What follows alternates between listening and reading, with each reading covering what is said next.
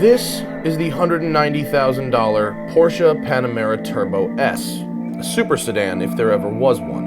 And you'd think that for that kind of money, you'd get everything included, but you'd be wrong. A backup camera and cooled seats, two of my favorite options, and both standard on a $36,000 Hyundai, are absent here. Likewise, proper left, down, right, up shifter paddles.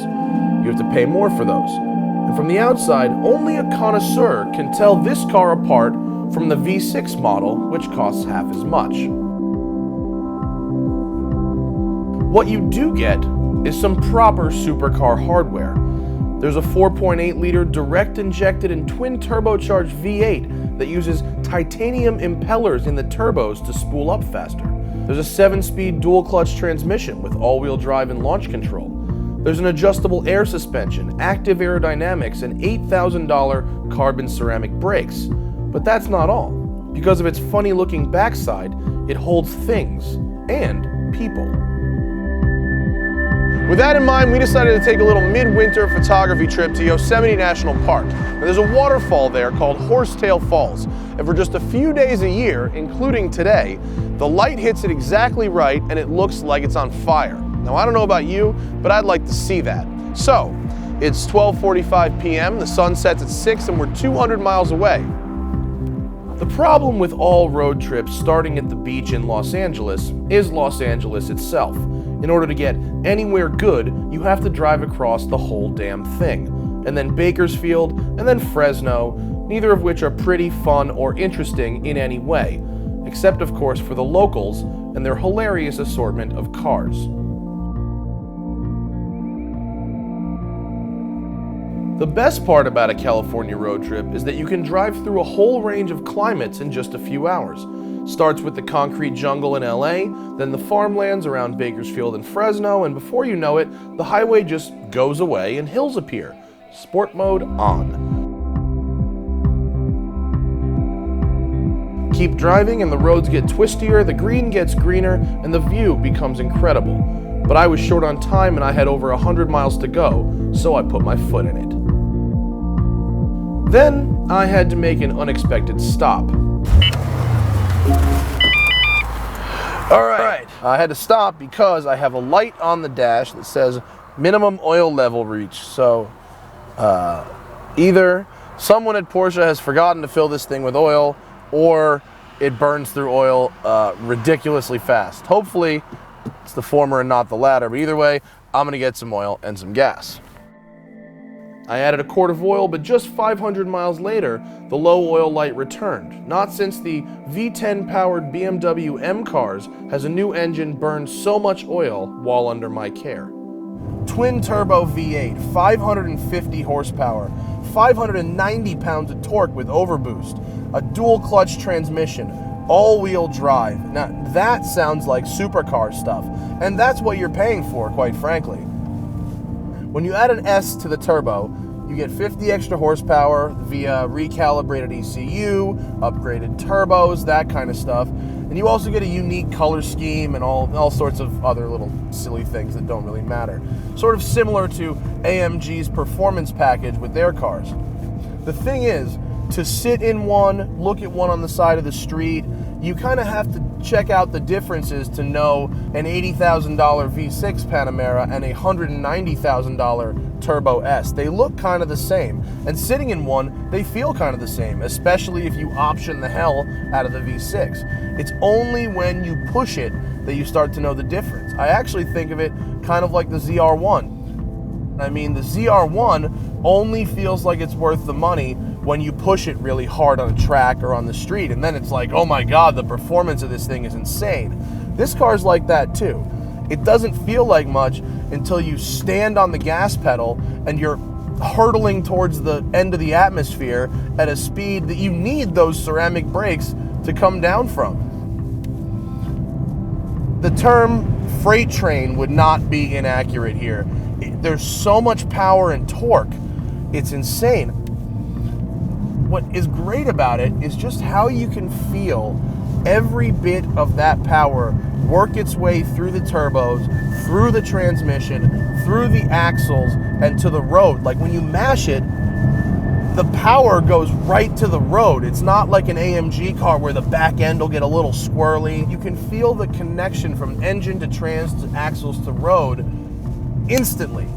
All it takes is hitting the gas one time of that, and your head is just shoved back in the seat. Then you jam on the brakes, slow down for the corner. Is the road clear? Yes, it is. I'm gonna stop. I'm in Sport Plus. Traction control off. Launch control engaged. Rev it up and dump.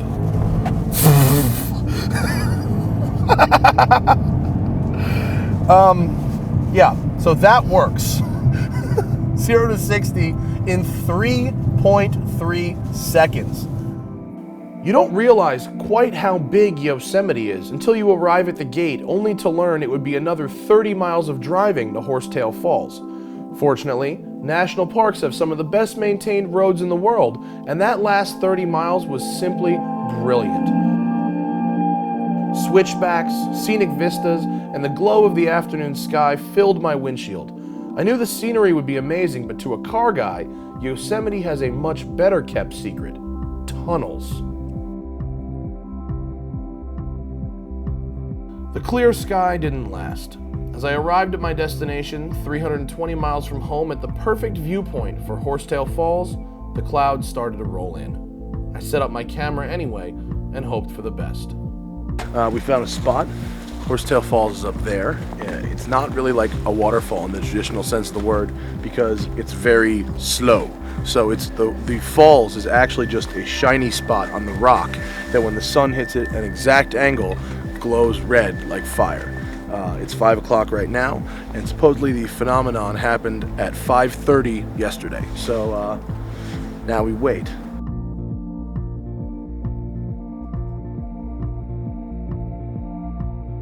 As you can see, maybe it's getting pretty dark, and I don't think it's gonna happen. There's a big cloud up there. It's in the way. I'm kind of angry at God right now, and I'm gonna take it out on the accelerator pedal of this Panamera, which means I think we need a montage.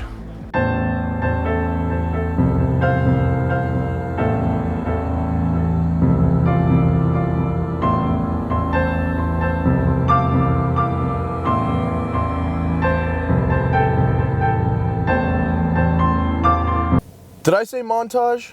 I didn't mean montage. What I meant was top speed run at El Mirage. Sport Plus, traction, launch mode, engage. Damn, is that fast? There's 50 already. Now 75. Man, is this thing hauling ass. There's a buck. How fast was that? Oh my God. There's 110, 125.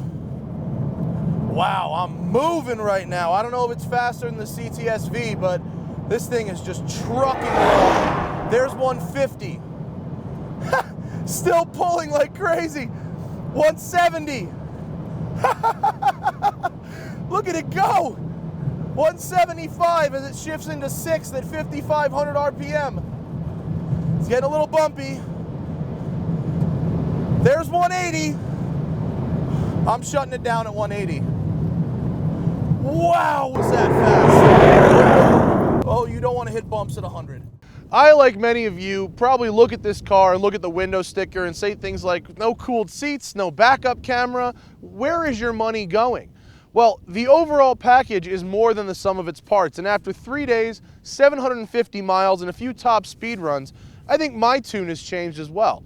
This car is truly supercar performance with 4 seats. And unlike, say, the Aston Martin Rapide, you can actually use those 4 seats because they hold people. So if you must have 4 seats, if you must have supercar performance, if you must have carbon ceramic brakes, and if you must have an aircraft-style interior, there is only one place to look, and it is the Porsche Panamera Turbo S.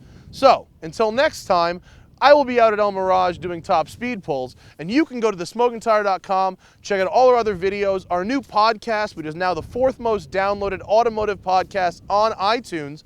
Check out Dylan Optics Sunglasses, the official sponsor of The Smoking Tire.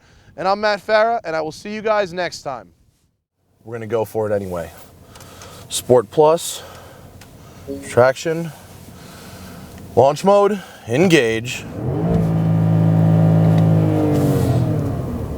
Apparently you can't do launch mode with the vehicle in park. That's good to know. Take two.